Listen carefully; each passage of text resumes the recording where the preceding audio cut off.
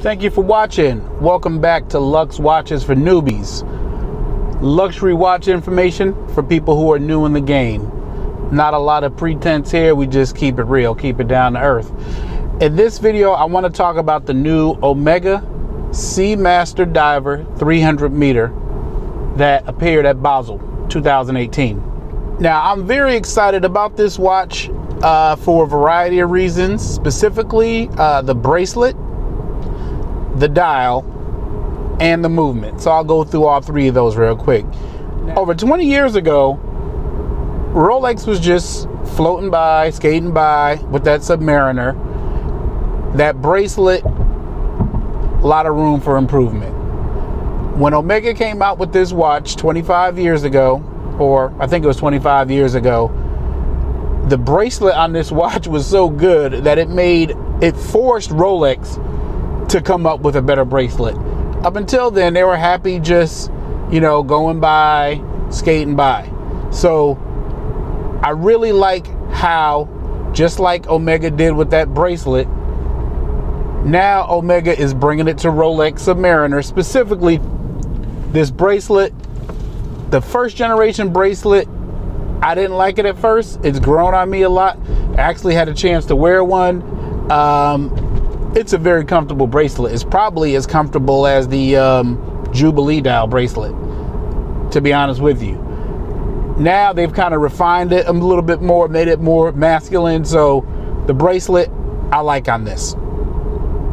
Next thing let's talk about is the dial. So now the dial on here is a ceramic dial.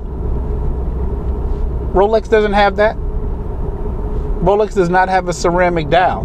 This ceramic dial, especially on the blue, come on, man, put these next to each other. Look at them. Which dial would you rather have? A ceramic black dial or this regular Rolex dial? Be honest with yourself. So I think the new Omega looks better overall so far. I like the bracelet. It's not as iconic as the Oyster bracelet, but this is a pretty good bracelet. I like the ceramic dial. Ceramic bezel, they both have that. But they've even took it to the next level. Let's flip these watches over and look at the back. With this Omega Seamaster, you're getting the master coaxial movement here. I mean, look at that.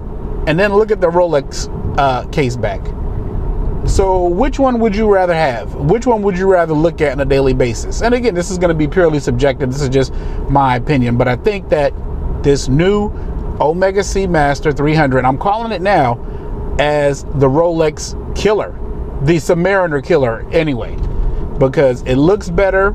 You're getting better technology in the movement. Come on, let's be honest. Like I said, this 3000 series movement they got in the Submariner, I mean, there's nothing really special about that. Yeah, it's pretty accurate, but I mean, come on. Compared to this master coaxial movement, this is a whole nother level here.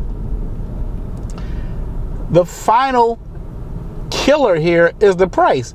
Now, because of the size of Omega, I guess that's the only way they can do this. So they're going to offer this watch for right around $5,000. Whereas I think the Submariner now, if you can even get it, I mean, you're talking about $9,000 there. So unless you just have some type of like lifelong fascination with this Submariner, I don't see why anybody would pay $4,000 more for, let's be honest, a technically inferior watch. Now, and I know this is going to be kind of controversial, but for me right now, I'm pretty high on the Omega. I think they really did a good job.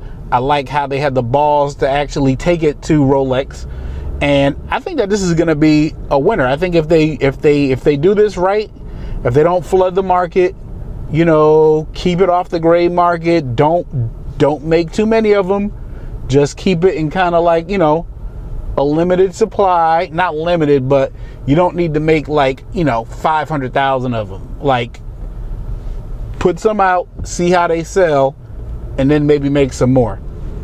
Anyway, that's my take. Why I think the Omega Seamaster 300, the new one, is the Submariner killer. Tell me what you think. Thanks. Have a nice day.